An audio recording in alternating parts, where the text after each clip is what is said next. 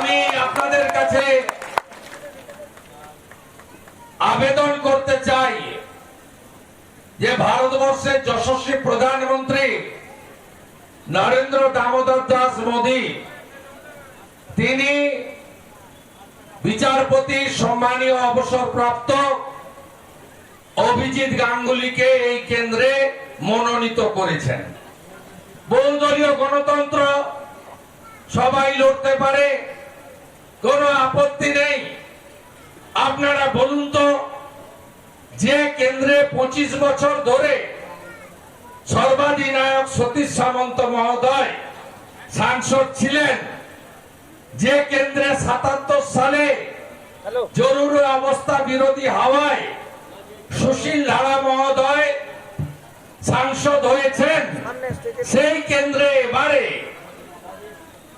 ভারতীয় জনতা পার্টির প্রতিদ্বন্দ্বী যে দল আছে দুটি, সেই দুটি দলের প্রার্থী, বিশেষ করে তৃণমূলের প্রার্থী, সেই প্রার্থীকে ম্যাচ করে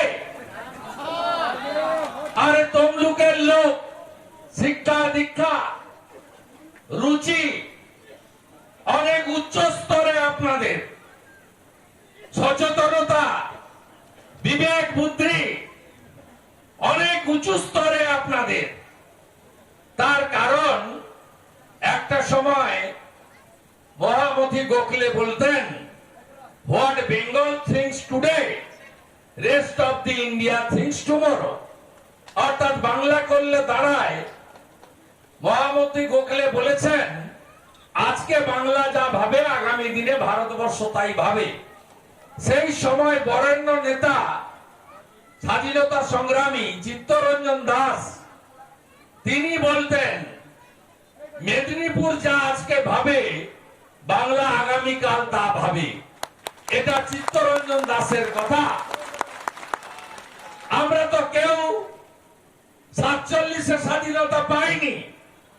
আমরা সর্বাধিনায়ক আমাদের 25 বছরের সাংসদ সতীশ সামন্তর নেতৃত্বে গাঁ থেকে গিয়ে নেতা হওয়া, মুখ্যমন্ত্রী হয়েছিলেন অজয় মুখার্জির নেতৃত্বে, সুশীল ধারার নেতৃত্বে, মা মাতঙ্গিনীর আত্মবলিদানে আমরা 42-এর 17ই ডিসেম্বর স্বাধীনতা পেয়েছি। আমাদের মাথা নত কেউ করতে পারেনি।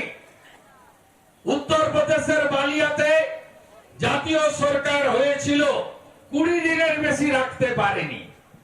মহারাষ্ট্রের সাতারাতে জাতীয় সরকার হয়েছিল, সেখানেও 2 মাসের বেশি থাকতে পারেনি।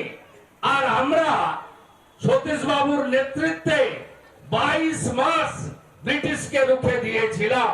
এটাই হলো সেই মেদিনীপুর। এই মেদিনীপুরে সব সময় মাথা উঁচু করে লড়াই হয়। আমি তৃণমূল কংগ্রেসের এমপি ছিলাম, আমাকে বিধানসভায় দাঁড় করিয়ে মন্ত্রী করেছে। আমার কাছ থেকে কেউ পদ কেড়ে নেয়নি। আমি ছুঁড়ে ফেলে দিয়ে এসেছি আমার মন্ত্রিত্ব, বিধায়কের পদ এবং এইচডিএ চেয়ারম্যান সহ যা যা পদ তৃণমূল আমাকে দিয়েছিল। কেন দিয়ে এসেছি? তার প্রধান কারণ হলো মমতা ব্যানার্জির তোষণের রাজনীতি, বিভাজনের রাজনীতি। এই দেখছেন না, রামনবমী আসবে, কোন অন্য ধর্মের লোক বলছে না, অন্য ধর্মের লোক বলছে না যে রামনবমীতে অশান্তি হবে। এই ভদ্র মহিলা সব জায়গায় ঘুরে ঘুরে বলছে রামনবমী আসবে, 17 তারিখ ভোটের আগে দাঙ্গা করবে। এই লোকটা আপনার গোটা পশ্চিমবঙ্গে বিভাজনের রাজনীতি করেন, তাই তার সঙ্গ আমি ছেড়েছি।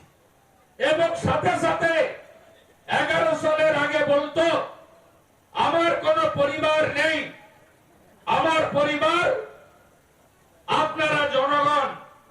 মা যতদিন জীবিত আছেন মায়ের সেবা করি, মা চলে যাওয়ার পরে পশ্চিম বাংলার জনগণই হলো আমার পরিবার। এটা মাননীয় পিসিমণির কথা ছিল 11-র আগে। আমরা খেটে খুঁটে কি লড়াই হয়েছে আপনারা বর্ষিয়ার লোকেরা আপনারা জানেন কি লড়াইটা আমরা করেছি। এই জেলা থেকেই তৎকালীন বামফ্রন্টের 235 আমরা 30 2009 সালে 5ই জানুয়ারি ফিরোজা বিবিকে উপনির্বাচনে জিতিয়ে আমরা এই দম্ভ আগের সরকারের ভেঙে দিয়েছিলাম। কারণ মেদিনীপুর এটা পারে, মেদিনীপুর পারে নন্দীগ্রামের কৃষক আন্দোলন করতে।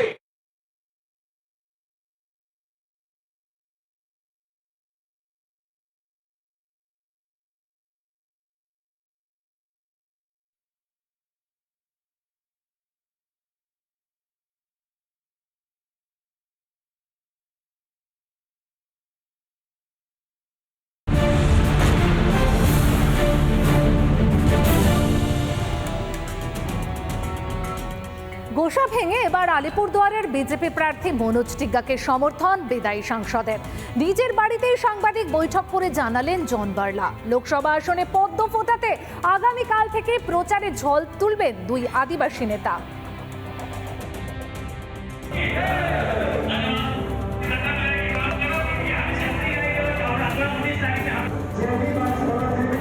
কেউ নামবো, পরশুদিনে নামবো, কন্টিনিউ আমি নাইমে 400 পার বিকশিত ভারত 2047 কে টার্গেট করে আমরা বিকশিত ভারত করার জন্য আমাদেরকে নামতেই হবে, কাজ করতেই হবে। অবশেষে মানভঞ্জন হলো জন বার্লার। আলিপুরদুয়ারে বিজেপি প্রার্থী মনোজ টিগ্গার হয়ে প্রচারে নামার ঘোষণা করলেন বার্লা। জলপাইগুড়ির লক্ষ্মীপাড়া চা বাগানে নিজের বাসভবনে মনোজ টিগ্গা সহ চা শ্রমিক ইউনিয়নের নেতৃত্বদের সঙ্গে বৈঠক করলেন কেন্দ্রীয় মন্ত্রী। কালকেও নামবো, পরশুদিনে নামবো, কন্টিনিউ আমি নাইমে 400 পার বিকশিত ভারত 2047 কে টার্গেট করে আমরা বিকশিত ভারত করার জন্য আমাদেরকে নামতেই হবে, কাজ করতেই হবে। আর আলিপুর লোকসভা যেইভাবে আমরা 2019-এ জিতছিলাম ওই মার্জিনে আমরা ওর থেকে বেশি মার্জিনে আমরা লোকসভা জিততে যাচ্ছি। চা শ্রমিকদের ন্যূনতম মজুরির দাবি নিয়ে বিজেপির সঙ্গে চা শ্রমিক ইউনিয়নের খানিকটা অভিমান এবং মন কষাকষি হয়েছিল বলে জানান বিজেপি প্রার্থী মনোজ টিগ্গা। ওনার কাছ থেকে দলের অনেক আশা আছে, হয়তো কোনো কারণে উনি একটু মান অভিমান করে বাড়িতে বসেছিলেন, কিন্তু আজকে আমি ওনার বাড়িতে নিজে গিয়েছিলাম, ওনার সাথে দেখা সাক্ষাৎ হয়েছে, কথা বলেছি। প্রেস কনফারেন্সের মাধ্যমে উনি স্পষ্টভাবে জানিয়ে দিয়েছেন যে আগামীকাল থেকে উনি প্রচারে নামবেন। আলিপুরদুয়ার লোকসভা কেন্দ্রে প্রার্থী হিসেবে মনোজ টিগ্গার নাম ঘোষণার পরেই ক্ষোভ উগড়ে দিয়েছিলেন কেন্দ্রীয় মন্ত্রী জন বার্লা। মনোজ টিগ্গাকে ভাই বলে সম্বোধন করলেও তার হয়ে প্রচারে নামতে দেখা যায়নি বার্লাকে। এবার কি তাহলে একযোগে প্রচারে ঝড় তুলতে দেখা যাবে মনোজ টিগ্গা আর জন বার্লাকে? আলিপুরদুয়ার থেকে সুদীপ চ্যাটার্জি রিপোর্ট, রিপাবলিক বাংলা। বেজে গিয়েছে নির্বাচনী দাবামা। 19 এপ্রিল থেকে শুরু হয়ে যাবে ভোট, আর তার আগে জোর কদমে প্রচার চালাচ্ছেন প্রার্থীরা। কেউ বাজারে গিয়ে ব্যস্ত জনসংযোগ করতে, আবার কেউ বা ব্যস্ত বাড়ি বাড়ি গিয়ে কথা বলতে।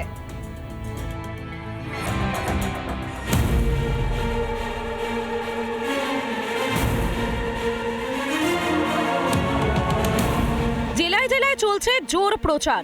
রোদ, ঝড়, বৃষ্টি উপেক্ষা করে প্রচারের ময়দানে ভিন্ন ভিন্ন কায়দায় ঝড় তুলছেন প্রার্থীরা। সোমবার সকালে নদিয়ার তেহট্টে প্রাচীন মন্দিরে পুজো দিয়ে প্রচার শুরু করলেন বিজেপি প্রার্থী অমৃতা রায়। সবজি আড়ত থেকে শুরু করে একাধিক বাজারে বন্ধু শুভেন্দু অধিকারীর আছে।